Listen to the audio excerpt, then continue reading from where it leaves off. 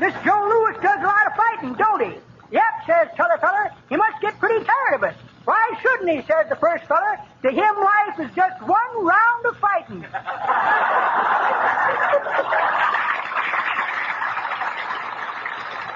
What can I do for you, Fly Tramp? Oh, hi, Boomer. You working here? Yes, having a special sale today on asbestos diaries for Red Hot Mamas. Oh, I don't know any red hot mamas, Boomer. All I know is smolder women. Ladies and gentlemen, due to operating difficulties, there has been an interruption in the program of Texaco Town. We hope to be able to resume this program in a moment or two. In the meantime, we present an interlude of organ music.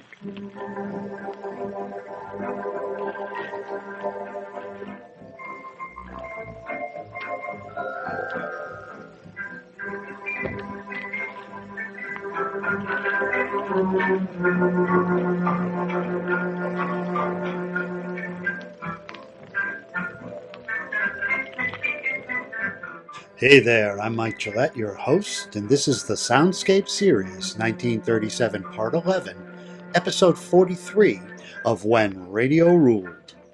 This podcast is a montage of excerpts from old-time radio shows, performed live and broadcast May 31 to June 11, 1937. Starring Fibber, McGee, and Molly, the cast of Texaco Town, Pinky Tomlin, Don Wilson, Jack Benny, Rochester, Kenny Baker, Mary Livingston, Phil Harris, Don Ameche, Edgar Bergen, and Charlie McCarthy, Dorothy Lamour, W.C. Fields, Constance Bennett, Ray Middleton, Natalie Bucknell, Cecil B. Demille, Errol Flynn, Francis Farmer, Chico Marx, Groucho Marx, and more. Featured songs include Pinky Tomlin, Tetched in the Head, and Dorothy Lamour, Charlie McCarthy, and Don Ameche with a Gilbert and Sullivan medley. These soundscapes are a result of the research phase of the When Radio Ruled historical documentary series. In order to find the best old-time radio excerpts to express the essence of the era, I listened to hundreds of hours of old-time radio broadcasts, looking for the most interesting bits.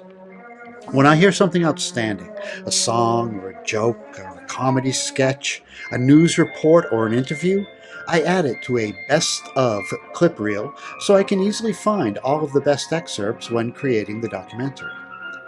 But not everything can get into the final version. For 1937, I boiled 6.3 days of programming down to 27 hours of excerpts, from which a little under 5 hours made the final cut. And it seems like such a waste. Listening to these clip reels is one of my favorite parts of the process. I don't remember what I put on each reel, so they contain one unexpected gem after another. And I want to share that experience with you.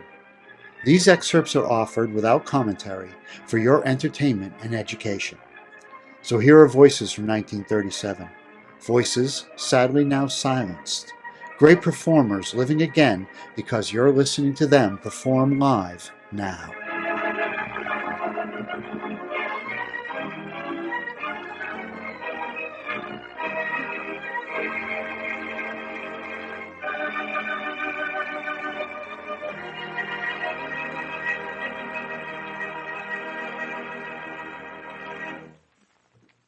Starting with the jokes, huh? Why, my pa says funnier things than that even when he's sober. Well, just because you're Pinky Tomlin, there's no reason for you to come up here and insult a girl who's trying to make an honest living. That is, if you call working on the radio an honest living. But anyways, it's better than hanging in a cage and having people throw peanuts at you. Hey. You must have written another song since you wrote The Love Bug. I sure did, and I'd like to dedicate it to Mr. Eddie Stanley. You going to dedicate the song to me, Pinky? Gee, that's swell. What's the name of it? Tetched in the Head. When other folks are a-crying, he starts to laughing instead. What makes him act so darn squirrely? He's just tetched in the head. He hangs himself in the closet, then throws his clothes on the bed. It's not 'cause he's absent-minded, no, he's just tetched in the head. He ain't got a brain in his noodle, no expression appears on his face. His thoughts keep a-going round and round, but they don't come out any place. He looks awake when he's sleeping, but when awake he looks dead. He must be Dracula's brother. Well, he just takes in the head. He wears a smile of contentment, just like a cow that's been fed. Only a cow looks much smarter. He just takes in the head. He never makes love to the ladies. Marbles is more fun, he said. He thinks that shoes are for sissies. Well, he just takes in the head. Oh, his nose looks just like a big bugle. His hair is like an old bale of hay. His underwear's made of old salt bags. He itches and he scratches baby all the day. He only has one ambition. About it, there's no ifs or buts. This guy wants to sing on the radio.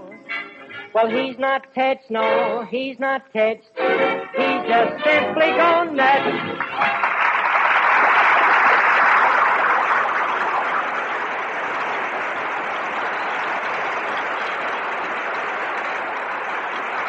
Say, Jack, I just happened to think of something. Let me see. Were you in any restaurants yesterday where you might have left your watch? You're blushing, Don. That's the strawberry color. Oh, Go ahead.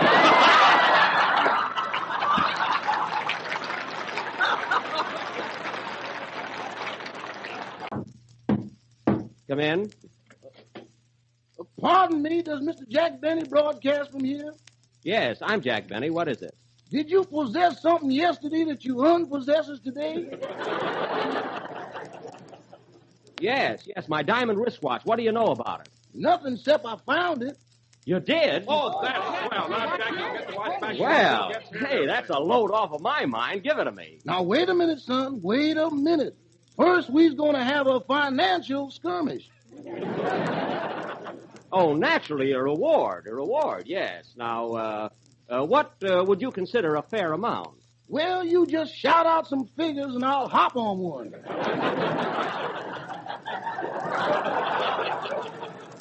Okay, now, let me see. Shall we say $10? Inflate that. Well, maybe I can do a little better. Suppose I make it 12 and a half. Whee! Listen to them fractions. Well, look, what do you say to $15? Is 15 okay? Confidentially, Now, hold on. You don't own the watch. You just found it. I got it, ain't I? Oh, Jack, you were so anxious to get the watch back. Why don't you give him what he wants? All right. How much do you want? Well, $50 would make tomorrow Christmas. All right. I'll give you $50. There goes my vacation, folks. I'll make you out a check right now. You ain't gonna give me no check. Well, let's not argue about it. I'll give you cash. Mm-hmm. Wait till I open my pocketbook.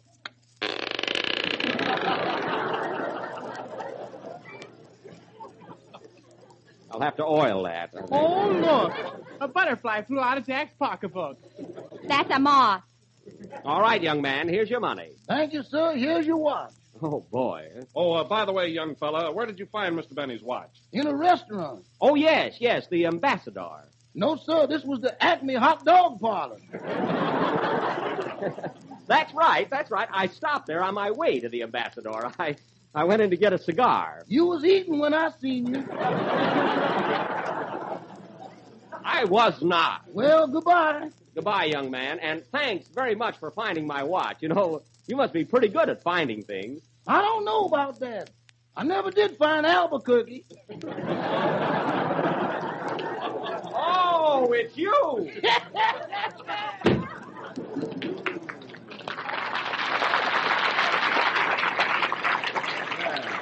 And now for our play, Death at Midnight, or Can't You Hear Me Calling, Caroline. As you may remember, last week, Mr. J. Wellington Croxmere was found murdered in his den. His wife was in the room at the time, but claimed she had nothing to do with it. Captain O'Benny was called in, but up to now he was unable to get anywhere with the crime or Mrs. Croxmere. The latter causing him considerable annoyance. As the scene opens, we find Detective O'Benny and Sergeant Harris at police headquarters. Curtain. Music.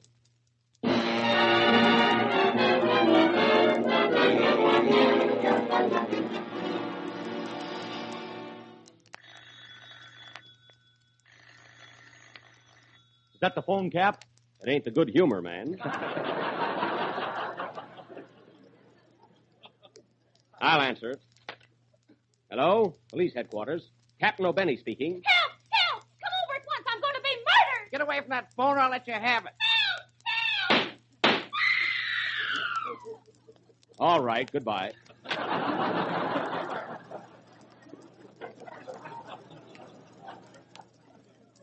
What's wrong, Cap? Oh, some family spat. We got to settle this Croxmere case first. Anything new on it? No, but I got a hunch there's a man in the case. You know that saying, cherchez la femme.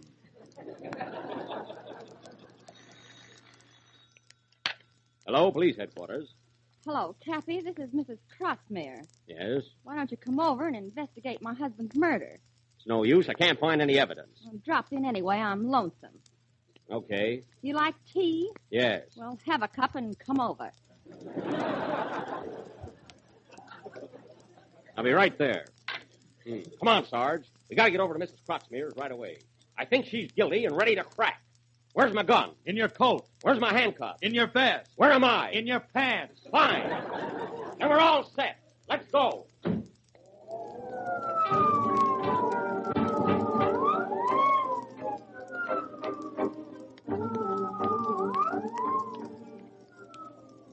Here's the place, Sarge. Come on, open up. Entrez, monsieur. Hello, Fifi. Where's Mrs. Croxmere? Elle est dans la chambre. À côté, elle est sur repos. Oh, qu'est-ce que c'est, huh? I thought so. Make a note of that, Sarge. Voulez-vous? Now listen, Fee. My name is Fifi. Well, I'm in a hurry. You get Mrs. Croxmere down here, toot sweetie.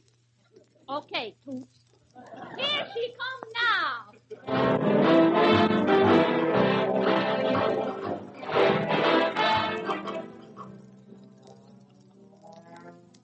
Good evening, gents. What's all the commotion? Oh, hello, Mrs. Croxmere. I'm here to find out who killed your husband. Let's not talk shop, Skippy. Come over here on the sofa and sit down. None of that, Mrs. Croxmere. None of that. I represent the long arm of the law. Well, put it around me and relax.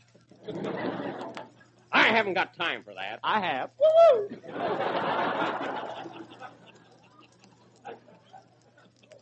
Sergeant, aren't you ashamed of yourself? Not yet. Oh. Now, listen, Mrs. Croxmere. Your husband was murdered, and as long as you won't talk, you were the only one at the room at the time. There's only one way to solve this. We'll reenact the crime. You mean I'll have to shoot him again? Quiet. I'll find out my own way. Go get your gat. I got my gat. What? I got my gat. Good. Then let's got gatting. Let's get going. I'll be Mr. Croxmere, and you stand over there and fire at me. But, Cap, she's liable to kill you. Don't worry. Go ahead and shoot, Mrs. Croxmere. I got my bulletproof vest on. Okay.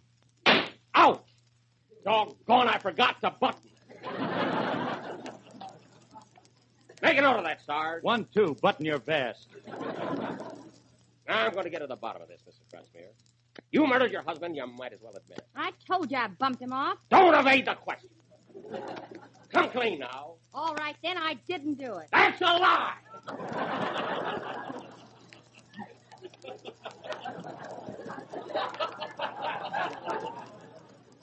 Now, listen, you. Oh, nuts. I'm going home. Lay down, Kenny. Death takes a holiday. Come on, sister. No wisecracks.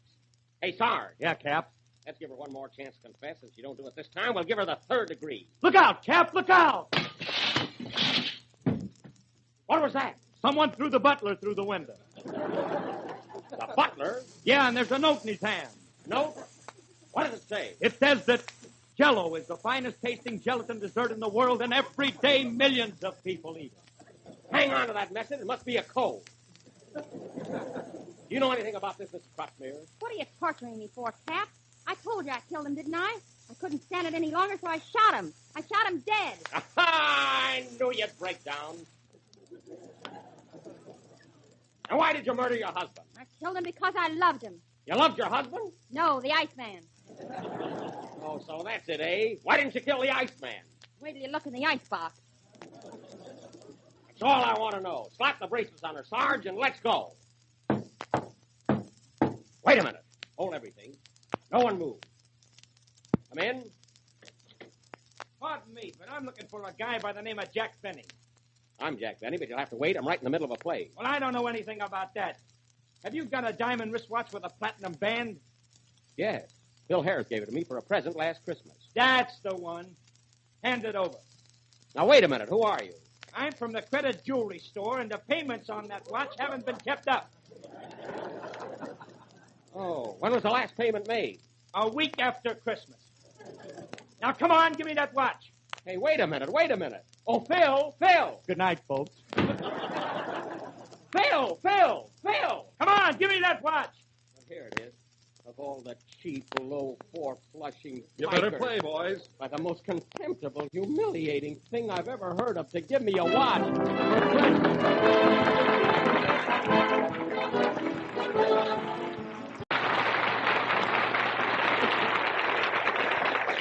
The Jell-O program comes to you from Hollywood over the Red Network of the National Broadcasting Company.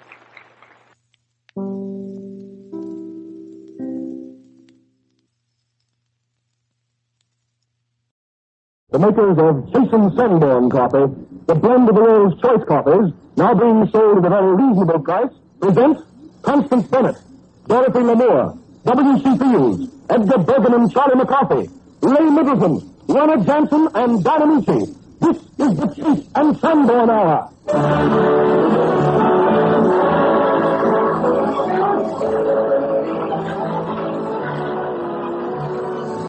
Red-headed Charlie McCarthy is still very busy getting into trouble, and he does it so often it's hard to believe he isn't a real live person. But after all, Edgar Bergen must take all the blame for whatever Charlie says, for it was Edgar who whittled Charlie out of a piece of wood, put a top hat in his head, a monocle in his right eye, and does all the talking for him. Well, Charlie, you certainly look in the pink of condition. Your cheeks are nice and rosy, and there's a merry twinkle in your eye. Yes, Mr. Mickey. I'm as happy as a bird. Too sweet, sir. Charlie, I regret that I must dampen your spirits. Yeah? Yes. There's a little matter I must discuss with you. What's that? It's the subject of education. Oh, yes. Splendid thing, that book learning. Splendid thing. Yes. What I want to know is just how are you getting along with your schoolwork out here? Oh, very nicely. That's fine. Nicely indeed, yes. That's strange. Is it? Yes. For only the other day, I had a letter from Mr. Ramshackle saying that he was truant officer in this district. Yes. Yes. He has no record of your enrollment in any school. Is that so? Yes. And that he says that he's written you twice. Is that true? That's a lie. It's not true. Fine. He's written 4 times. 4 times.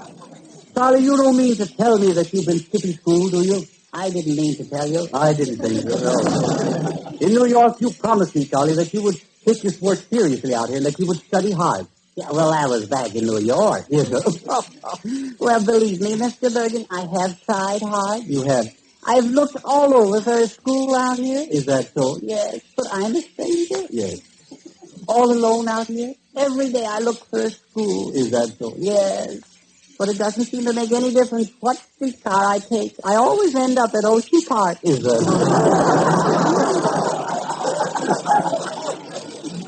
You'll pay for this folly, young man. You think so? Yes, you're just a ship without an anchor or a port. Mm-hmm. Just a butterfly drifting aimlessly before the breeze. Oh, please don't say them all.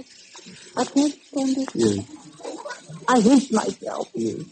I'm a perfect cad, don't you know? Yes, I know. Haven't you ever thought of the future, Charlie? Why don't you play fair with yourself? Well, I have thought of it. Well, that's fine. Yes, only the other day I had a long talk with myself. That's fine. I spoke up, too. I'll bet you did. I didn't mince words. That's fine. What did you say? I said to myself, Charlie, old boy, Charlie. He's coming like. Yes. I said, oh, boy, Charlie. See, I always call myself by my first name. Yes, After all, why shouldn't I? Yes, right. It was just an informal talk. Yes, I know. So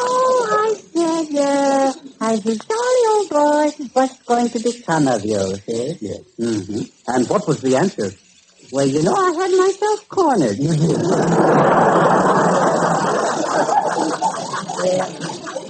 Well, Charlie, in these days of keen competition, yes, education is so necessary. Oh, isn't it? Yes. It's so essential to success. Oh, how essential. Yes. Yes. And remember, Charlie, that knowledge is power. Mm-hmm. Knowledge is the power that drives the vehicle of success. Yes. Now, where do you fit on this vehicle? I'm the trailer. That's what I thought. Well, it's an old saying, Bergen, that a little knowledge is a dangerous thing. Yes. Drink deep of the cup of knowledge or not at all. Or a little drunken's one. And I say a little snort now and then. No. With that sort of an attitude, you can be positive or failure. Well, it's nice to be sure. Yes. Let me ask you this, Charlie. Yes. Where will you be 20 years from now? I'll meet you there. Well, for that matter, wise guy, where would you be right now without me? All right. That burns him up. I'll hear more about that. Yes. I say experience is a good thing. It's a great teacher. Yes. Study alone doesn't make you a big man. Well, I must admit that you're right there. I wouldn't trade my experiences for anything. Take, for example, last fall in England, I went grouse shooting in the Scottish uplands with Lord Tetched for a fortnight. You did? Oh, what fun. So you were grouse shooting in England? Oh, definitely. Is that so? Mm-hmm. I go every autumn. Oh, you do? Oh, what fun. Yes. Did you have any luck shooting? Oh, definitely. Oh, fine. By the first day out, I got 3 Cocker Spaniels. Yes.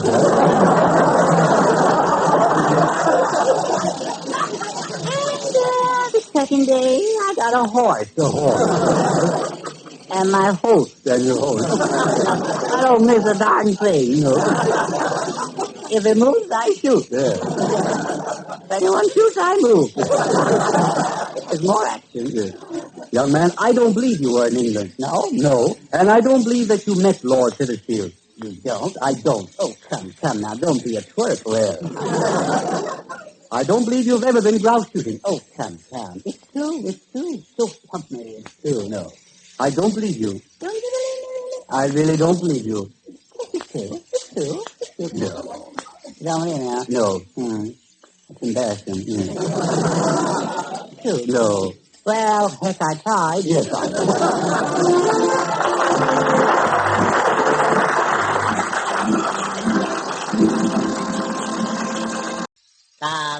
La, here we are. Oh, Mr. Ameche, may I compliment you on that fine performance? Well, thank you, Charlie, but the bows really belong to Miss Bennett. Oh, well, yes, that's right, but you were good, too, Simply splendid. And I'm here to tell you I've written a play, and I'd like to cast you in it. Oh, well, say, that's mighty nice of you, Charlie. Uh-huh. What's the name of the play? It's called Electric Light. Electric Light? Yes, it's a modern version of the play you just did, Candlelight. It's more powerful and shocking. Say, that all sounds intriguing. Who's producing it? I am. I'm directing it, too. Quite versatile, don't you think? Oh, but definitely. Yes. Now, in the first act, the beautiful Gwendolyn Gush, played by Dorothy Lamour, enters and says, I love him, I adore him, I shall go mad if he does not return, see? Oh, I see. Well, does Dorothy know she's playing this part? Yes, she does, yes. We've been rehearsing at odd moments. Go ahead, Dorothy, show Mr. Ameche. All right, Charlie, give me my cue. Lights, orchestra, asbestos curtain, swing it. I love him. I adore him. I shall go mad if he does not return. Uh-huh. See, isn't that convincing? Now, isn't that good? Isn't that wonderful, the way she lives that part? Say it again, Dorothy, this time with not so much emotion. After all, we're only rehearsing. Yes, Charlie, give me my cue again, please. Lights, orchestra, curtain, swing it. Oh, I love him. I adore him. I shall go mad if he does not return. Just read it. Don't tear it apart, Now, you see, Don, that establishes that she loves him. Yeah, I see. But who's him? Oh, that's just it. I don't ever tell, see. It's a mystery play. Oh. Then nobody enters until the second act. And then comes Horace Strongheart, the hero. Oh, that's the part you want me to play, huh? No, I'm sorry, Don. I've picked someone else for the leading part. Well, who? Me. But you'll get an opportunity. Oh, I do. Well, what do I play? You play my understudy, see? And you know I'm so sickly, I might get sick any time. See? Oh, well, I don't know. There doesn't seem to be much in this for me. By the way, how much do you pay your actors? Oh, it's no pay. It's a benefit performance. It's for a needy cause, see? Yeah, well, may I ask what this needy cause is? Well, it's because I need it. We're raising money for the Ricky Dicky Club for orphans. I'm head man there, too. I see. How many members are in this club, Charlie? I'm the only one.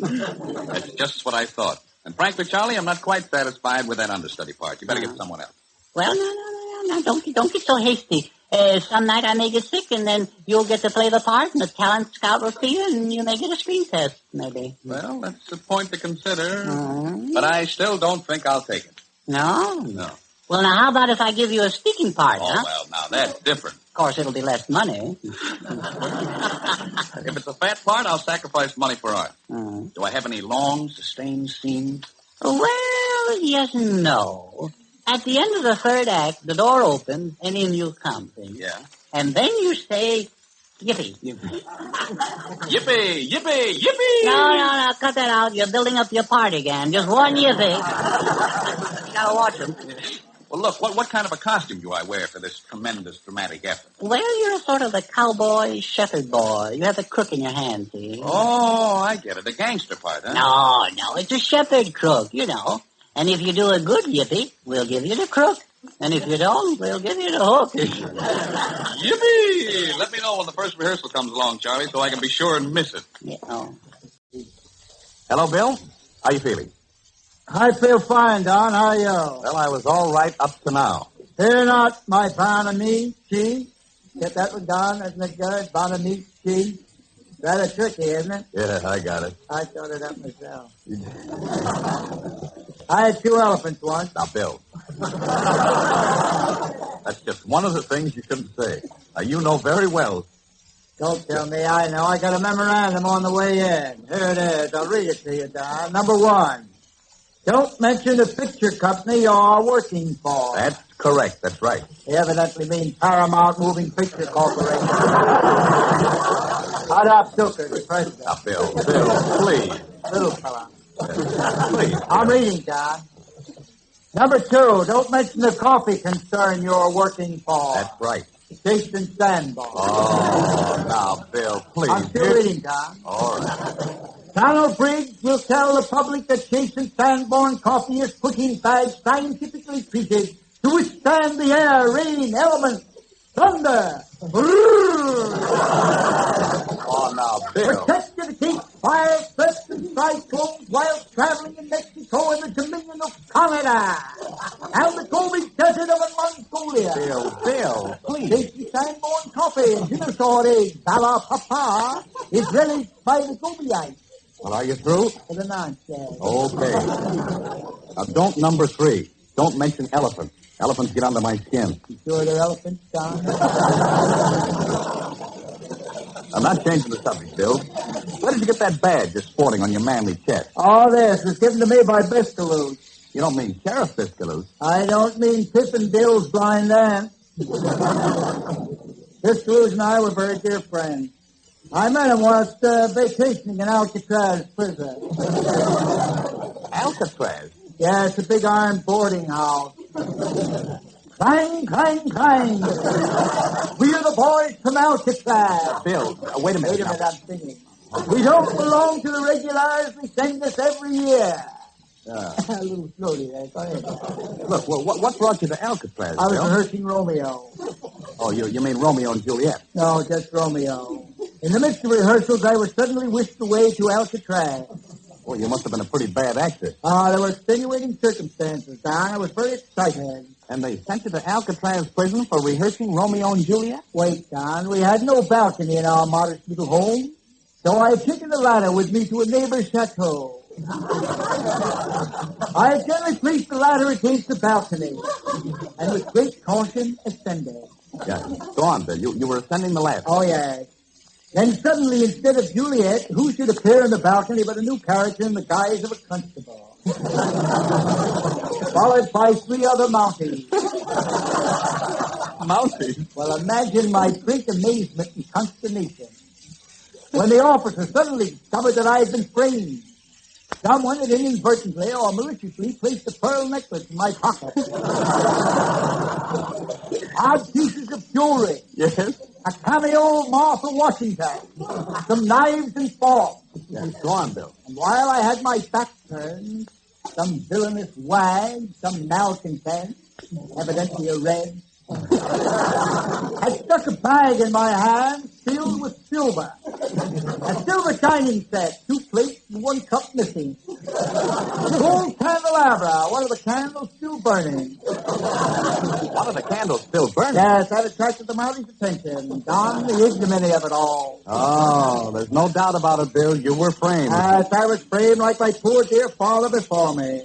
The kindly old fellow, a picture of man. They finally framed him and hung him in the old courthouse in Woonsocket, Rhode Island. Bill, how did you get that bag? Oh, do you want me to tell the whole thing over again right from the beginning? No. In fact, I'm sorry I heard it the first time. Excuse me, Don. Am I intruding? Well, frankly, Edgar, I'm glad you're here. I hope I didn't interrupt anything important. Oh, not at all, Edwin, not at all. Bill, I just came here to tell you something about Charlie. I know enough about him already. Now listen, Mr. Fields, I got a bone to pick with you. Pick your head off. Stay with, Mr. Fields. Now, you got Charlie all upset, Bill. He's tried all sorts of ways to make friends with you. Yes, I've had people intercede for me, and I brought you a bouquet of flowers. No, go on. Now I don't know what to do nor where to go. I can tell you where to go and what to do. You want me to go into details? I don't know. No matter what I say, it seems to be the wrong thing. Then sew a button on your lip. Now, Bill, Charlie really isn't feeling well at all. Look how pale he is. I need a new coat of paint, a little varnish fire Oh, cheap again. Yeah. Little furniture varnish. Mr. Fields, my mind is made up. I'm determined to fight fire with fire. You know what happens to the little boys who play with fire? Don't mind Charlie, Bill. His bark is really worse than his bite. I'll rip off his bark and bite off his limb. This is going far enough. I've been a little gentleman up to now, but now, Mr. Fields, I'll clip you so help me, I'll mow you down. That's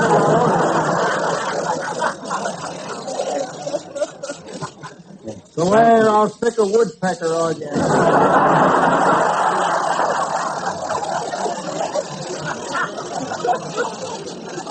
Well, I don't know what to do about this, Bill. You know Charlie holds you very dear. Oh, yeah. Speaking of deers, I saw a deer killed by a train this morning out in the country. Was the deer on the railroad track, Mr. Fields? Yeah, no. The train ran up into the woods after him.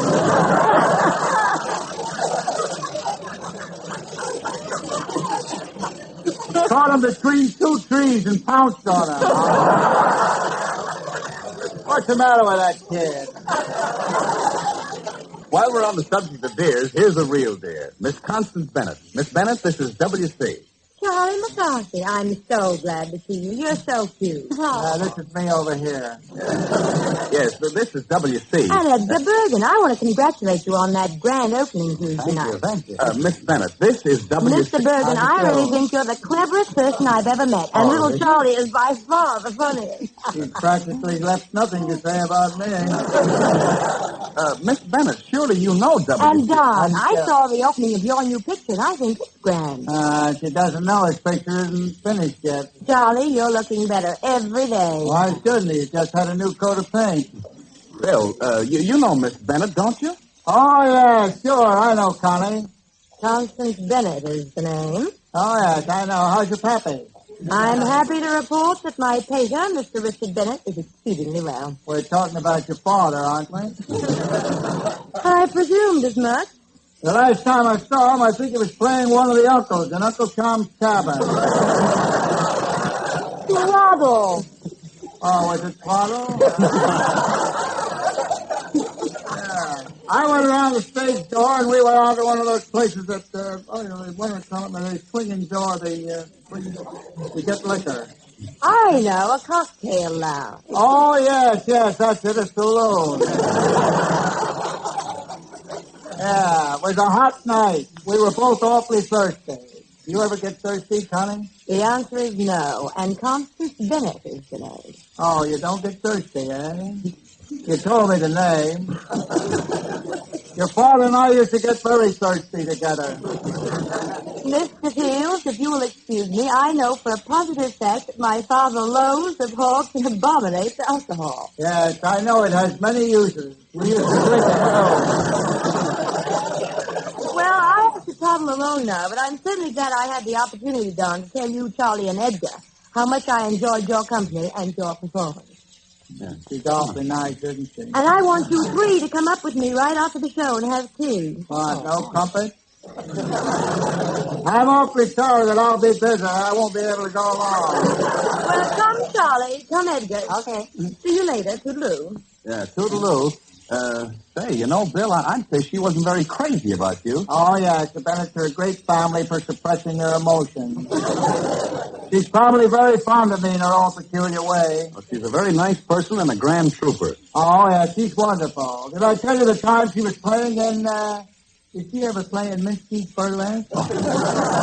Certainly not, Bill. No, certainly not. No, I got the Theater Guild again. Yeah, she's a great actress and a very kind person. Oh, she's very kind, Don, very kind. I remember once a child was run over in front of the theater when she was playing. Was run over by a pie wagon. A pie wagon? Yes, pies all over the street. Lemon, custard, apple, mint, donut, apple. Donut? I never heard of that, Bill. Why, Mr. McGee. Connie, Constance, Miss Constance Bennett, ran out to the ambulance. Yeah, that's very interesting. When she arrived at the hospital, one of the doctors said a blood transfusion was necessary. Connie... Who?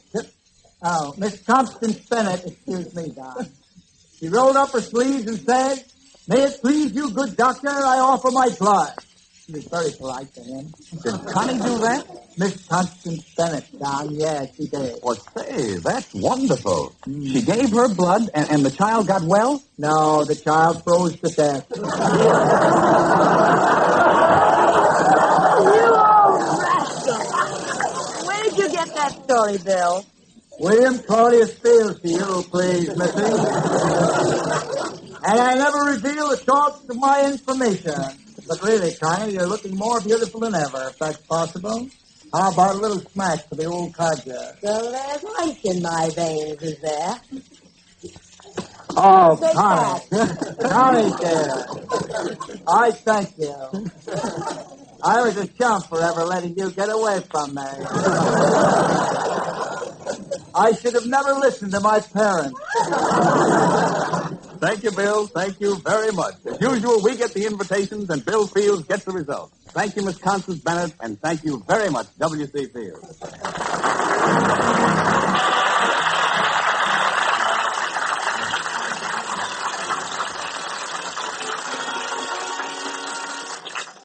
Glory road, oh, glory road. Oh, Mr. Middleton, that was well done. Excellent rendition. Thank you. Yeah. Your fortissimo was so pianissimo that it sort of brought out the allegro and the adagio. Vice versa, too.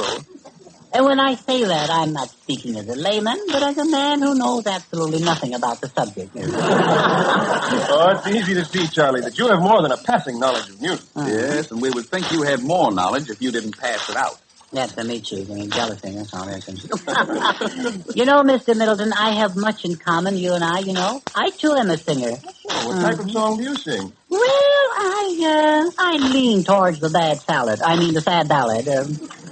Such as, I'm only a cage and a guilty bird. I used to sing better. I think Bergen was out last night.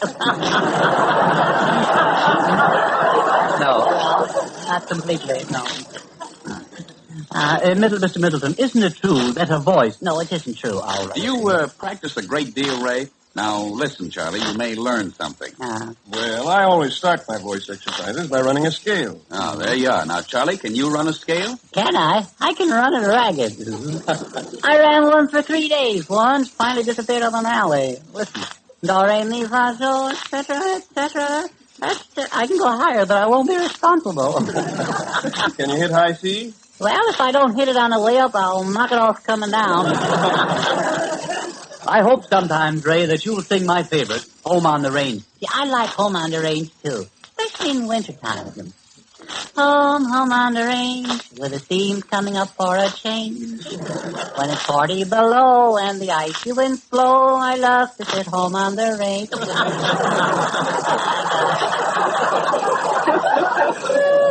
Charlie, that's really great singing, and you're definitely held over by popular demand. Led by Ray Middleton and inspired by Werner Jansen, our entire vocal company, including Dorothy Lamour, Charlie McCarthy, the chorus, and I, will attack some of the most delightful lyrics written by Gilbert and Sullivan. So sound your A, Werner, and we're on our way.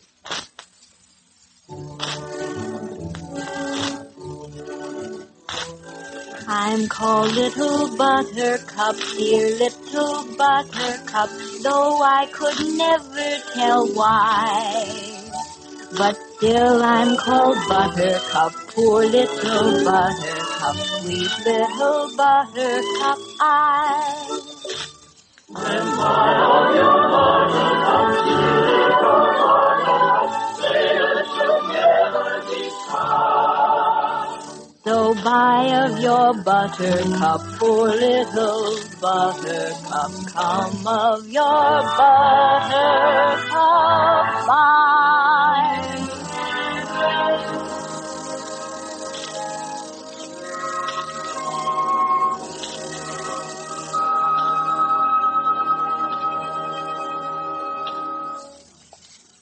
On a tree by a river, a little tomtit sang willow, did willow, did willow.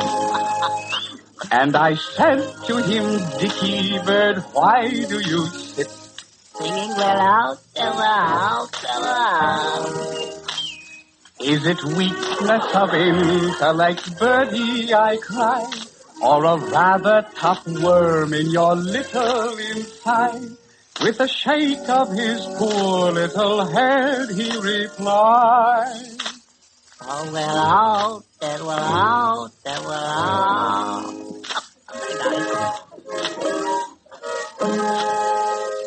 He slapped at his chest as he sat on that bench, singing willow, did willow, did willow. And a cold perspiration bespangled his brow. Oh, willow, did willow, did willow. He sounded his sighed and a gurgle he gave. Then he plunged himself into the billowy wave. And an echo arose from the suicide's grave. Oh, willow, did willow. I can't go on.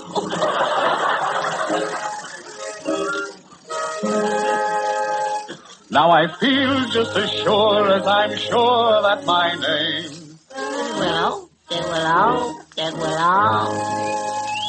That was vital affection that made him exclaim, willow, did willow. And if you remain callous and obdurate, I shall perish as he did, and you will know why. Though I probably shall not exclaim as I die. Oh, willow, did willow, did willow. Before Errol, Flynn, and Francis Farmer continue our play, we hear from a woman who served for several years as a British agent at the very scene of tonight's story. She is Natalie Bucknell, head of the research department of Metro-Goldwyn-Mayer. Last year, Mrs. Bucknell spoke to us on film research. Tonight, it's about her thrilling war experiences. Decorated by the Tsar for heroism as a nurse, she later joined the famous 2nd Women's Battalion of Death. Marrying Lieutenant Commander George Bucknell, an English naval officer stationed in St. Petersburg, she became a British subject. But like the hero of our play, Mrs. Bucknell was not officially connected with the British government.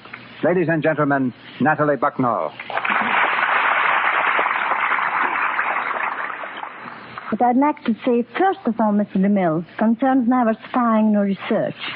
Merely as one of the countless women who must feel the same as I do, I want to thank the sponsors of this program for a product which saves us women so much time and money. Lux Flakes. Now for undercover experiences. That took place nearly 20 years ago, at a time of war. And I sincerely trust no one will interpret my remarks as a reflection against the nation for which I have every respect. Tell us, Mrs. Bucknell, how did you become a secret agent?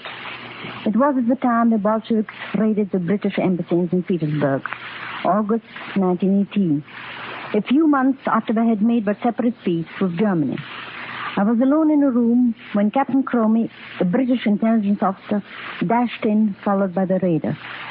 He was shot before my eyes and died in my arms. Then the rest of us, about 10 Englishmen and 5 Americans and Frenchmen, were seized by the Chico and imprisoned in Peter and Paul Fortress. Did you escape or obtain your release? I didn't escape, Mr. Demille. I was released after 2 days. They thought that by letting me go, they could follow me, find out where we kept our funds, and intercept any communications that might come from England. Rather an uncomfortable position. What did you do? It may surprise you to learn that I went at once to the German chargé d'affaires. He may have been an enemy, but he also was a gentleman.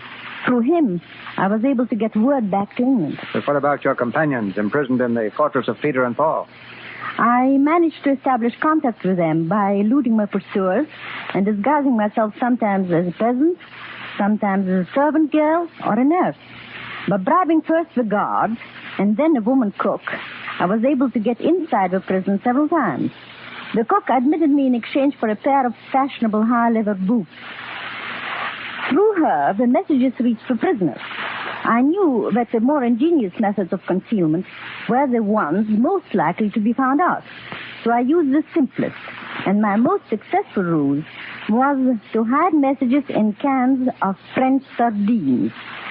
After 6 weeks, the Bolsheviks decided to release our men if England would also release a group of Russian officials imprisoned in London. This was arranged, and the exchange negotiated in Sweden.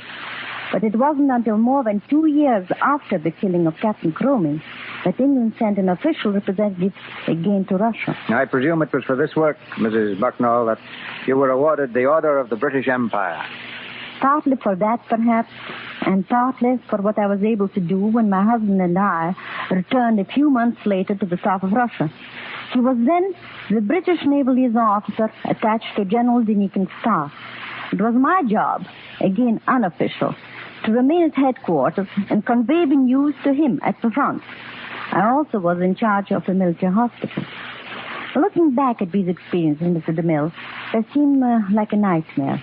Yet many of the things I learned during the war are very helpful to me in dealing with the problems of research that arise in our pictures at Metro-Goldwyn-Mayer. And now, let's listen again to the play. Very thrilling, Mrs. Bucknell. A checkup of our stars since their last appearance in the Lux Radio Theater shows that Errol Flynn, after spending several weeks at the battlefronts of Spain, has returned to the comparative calm of Warner Brothers Studio, where he's just completed a new film with Kay Francis called Libeled Lady, called Another Dawn. But while Francis Farmer has made the toast of New York for RKO and has just begun to get her feet wet in Ebb Tide, another Paramount picture. Are my facts straight, Francis? Yes. Straighter than my tongue, I hope. But they're not detailed enough. What about that trip you took to Spain, Mr. Flynn? Well, I don't think I quite realized what it was going to be like. Anyway, I know now what it is to hear shells exploding over your head and machine gun bullets whining past. Believe me, it's pretty frightening. But of all the horrible things I saw down there, I was convinced of one thing, and that is that the only cause in the world today worth fighting for, and that every man and woman should fight for, is the cause of peace. Don't I recall reading in the newspapers that you were wounded over there? Well, I wasn't actually wounded, and it's a thing I haven't liked to talk about much. I tried to laugh it off by calling it a bump on the head, but it was a bit more serious than that. What happened was that a large caliber shell burst about 50 yards away from me on the Madrid front. I was hit on the head by some falling debris and suffered concussion for several days. But suppose I do a little cross-examining. What's this I hear, Francis, about your going east this summer to do a play? Oh, yes. Well, it's just that I want to work in summer stock. I feel I need as much stage work as I can get. And incidentally, I think that one reason why picture people like being on this program so much, Mr. Demille, is because it's the next best thing to being on the legitimate stage again. To all of you, my sincere thanks. Goodbye, Mr. Demille. Goodbye, Errol. Goodbye, Francis. A few hours ago, Miss Jean Harlow was graduated by death to whatever the next stage may be. The screen has lost one of its most brilliant personalities. And we who knew her, a kind and gentle friend. Hollywood tonight holds many heavy hearts. This is the Columbia Broadcasting System. Now look at a photograph of a group of men about 50 years of age taken today, and one of a group of men of the same age taken about 20 or 30 years ago. Of course, the clothing styles have changed, but what you'll notice particularly are the more slender figures of the men of today. Yes, bay windows are going out, not only in modern homes, but also in modern men. And one reason for the trim figures you see everywhere is that from childhood up, people now eat more simply. And just as the swing has been to simple meals, so the swing naturally has been to soup. And of course, I'm thinking particularly of Campbell's soup. More and more women everywhere are discovering that soup, while a nourishing family food, does not build excessive weight. And I'd like to add this. Women often tell me that it isn't possible to get finer soups than Campbell's. So why not try this time-saving way to simpler, slenderizing, nourishing meals by serving Campbell's soups often from now on? By the way, how is your supply of Campbell's soups right now? Get your ice cream, Tootsie Fruitsy ice cream. $2 on sunup. Hey, boss. You want something hot? Not now. I just had lunch. Anyhow, I don't like hot ice cream. Hey, boss. I don't sell ice cream. That's a fake at the fool of the police. I sell the tips on the horses. You want something good today? I've got something good. Run along. I'm betting on sunup. $2 on sunup. Right. Hey, wait, boss, wait. Sunup is the worst horse in the track. I notice he wins all the time. Oh, that's just because he comes in first. Well, I don't want him any better than first. $2 on sunup. Right. Hey, boss, listen. Suppose you bet on sunup. What do you get for your money? 2-1. 2-1? It says up on the board there, sunup, 10-1. That's the time he went home last night. Hey, that Lady Lou is quite a tramp. She didn't get home till 8-5.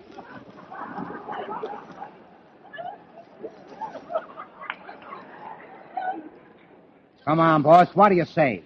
$1 and you remember me all your life. That's the most nauseating proposition I've ever had.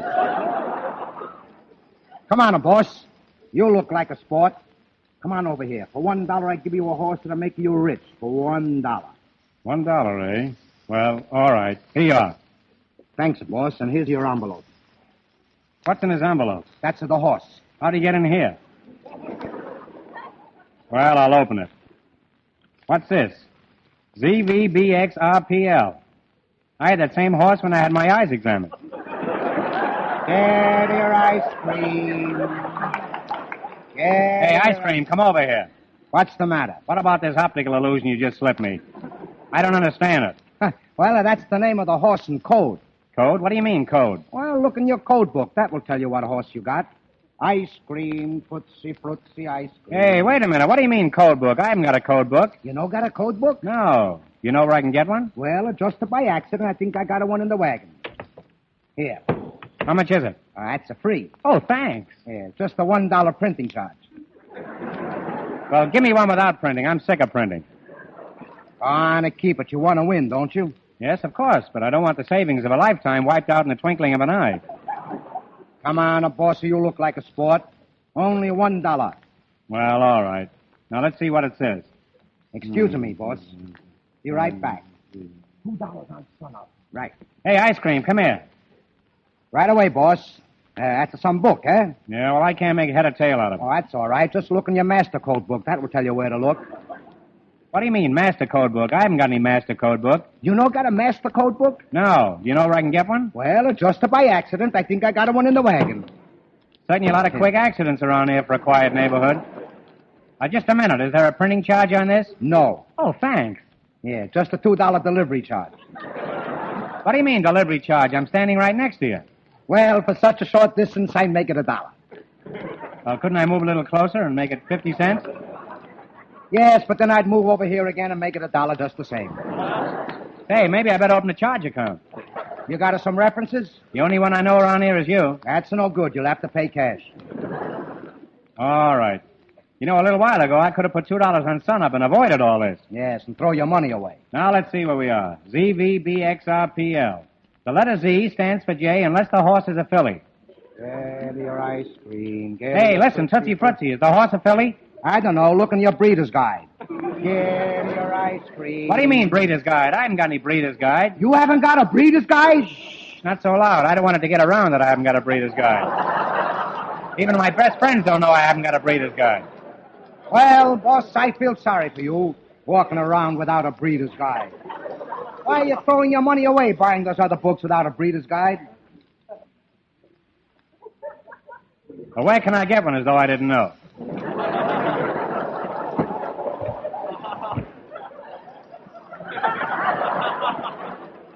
One is no good. You got to have the whole set. You know, all I wanted was a horse, not a public library. How much is it? $1 a piece or 4 for 5. Well, all I've got is a 2-foot shelf, but all right, give 'em. Thanks, boss. Excuse me. Be right back. I started with one book. Now I'm all set. That says, let's see, it says ZVBXRPL is VURNS. That's funny. Hey, Tootsie Frutti. You got us some trouble, boss? Yeah, this book says I got Burns. There's no horse named Burns. Well, you see, that's the jockey. Some days they give you the jockeys instead of the horse. Now, you find out who a jockey Burns is riding, and that's the horse you bet on. Just to look in the book. Oh, I'm getting the idea, all right. For a while, I didn't get the hang of it. Now, let's see. No, it's not that book. Then maybe it's in... No, it's not that book. Well, then surely it's... No, it's not that book. No, you haven't got that book. Oh, you've got it, huh? It won't be long before I get it, though, will it? Get your Tootsie Frutti. I'm getting a fine Tootsie Frutti right here. All right, here. But that's the last book I'm buying. Here's a $10 bill, and hurry up with the change. Sorry, boss, I got no change. I'll have to give you 9 more books. Hey, that's enough. Stop it. You want me to get eye strain? Say, you don't handle any bookcases, do you? There you are, boss. That's all the books there is. But what horse have I got? Jockey Burns. He's riding 152. Why, that's Rosie. Rosie, yeah? And I was going to bet on Sunup. Thanks for the tip. Hey, mister, $2 on Rosie. I'm sorry, sir. That race is over. Over? Who won? Sunup. Sunup, but that's my horse. Hey, you pay me off. That's the fine. Goodbye, boss. Hey, you're going to keep it the wagon. Well, that's something. Ice cream. Get your Tootsie Frutti ice cream.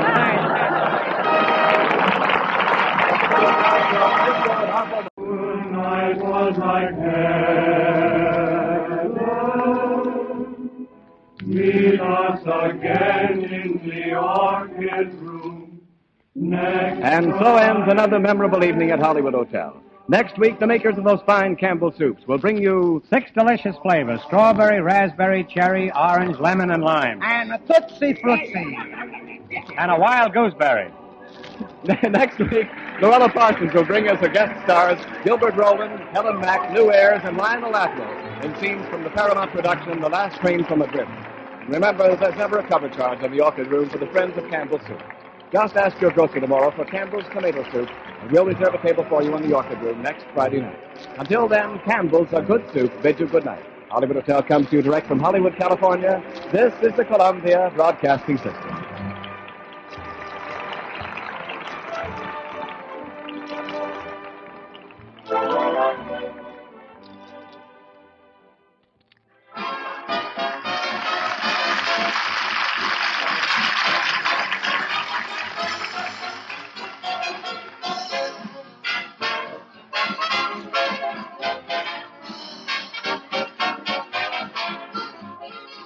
Thanks for listening to 1937 Part 11, the Soundscapes audio montage series number 20 from When Radio Ruled. I'm Mike Gillette, your host. When Radio Ruled in the Soundscape series of Before TV Productions. Copyright 2022.